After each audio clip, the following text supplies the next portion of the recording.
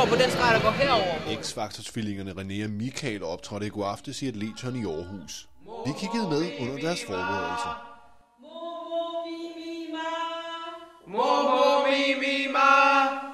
Jeg bare sige, vi skal stå på streg. Ja, lige. Ja, sådan.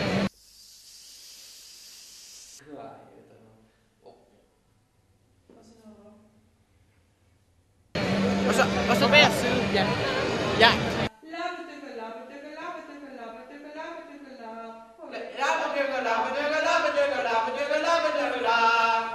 Så drejer vi. Står på den venstre.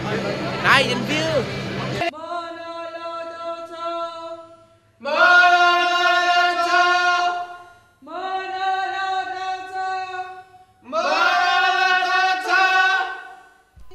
Og så er det tid for de to aparte entertainere at gå på scenen. Together,